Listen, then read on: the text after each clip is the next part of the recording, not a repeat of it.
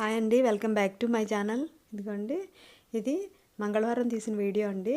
బోటి గోంగూర కర్రీ అండి. కుక్కర్లో చేసుకునే విధానం చెప్తున్నానండి. చాలా ఈజీగా అయిపోతుందండి.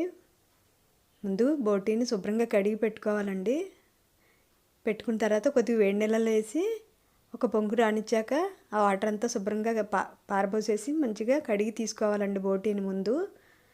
అలా చేస్తే మనకి మలినాలు అనేవి పోతాయండి. అందులో నీట్గా అయిపోతుంది బోటి అనేది. ఇప్పుడు చూడండి, కుక్కర్లో ఉల్లిపాయలు, పచ్చిమిర్చి, కరివేపాకు ఫ్రై చేసుకున్నానండి.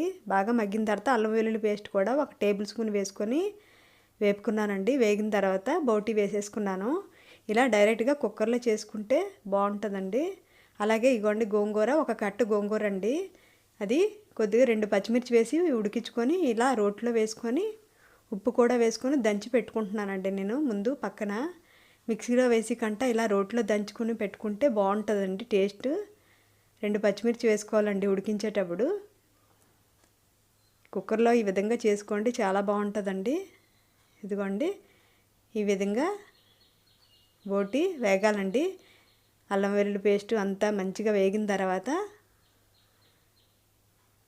కూరకు తగ్గట్టు కారం అండి. బోటి అయితే 1/2 కేజీ బోటి అండి. ఇది గలబోటి అండి. ఉప్పు, కారం, ధనియాల పొడి, జీలకర్ర పొడి కూడా వేసుకున్నానండి. అలాగే కారం కూడా తగినంత వేసుకొని కొద్దిగా వాటర్ వేసుకొని 6-7 విజిల్స్ రావాలండి. బోటు ఉడకాలి కదండి. చూడండి, మూత తీసిన తర్వాత చూపిస్తున్నాను. ఈ విధంగా ఉడికిన తర్వాత ఇప్పుడు దంచి పెట్టుకున్న గోంగూరని వేసుకోవాలండి. తగినంత వేసుకోవాలి. నేనైతే సగం వరకు వేసుకున్నానండి. పులుపు ఎక్కువ అనిపించింది నాకు. పూర్తిగా వేయలేదు. మిగతాది స్టోర్ చేసుకున్నాను. ఫ్రిడ్జ్లో పెట్టుకొని ఒక బాక్స్లో పెట్టుకొని స్టోర్ చేసుకుంటే బాగుంటుందండి. ఇగోండి, ఇలా ఆయిల్ పైకి తేలేలా ఉడికించుకోవాలండి.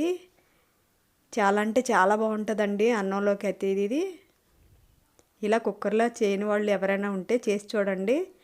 ఇదే ప్రాసెస్లో చాలా బాగుంటుందండి. చాలా అంటే చాలా రుచిగా ఉంటుంది. ఇది వేడి వేడి అన్నంలో తిని చూడండి. చేసి తిని చూడండి. చాలా అంటే చాలా బాగుంటుందండి.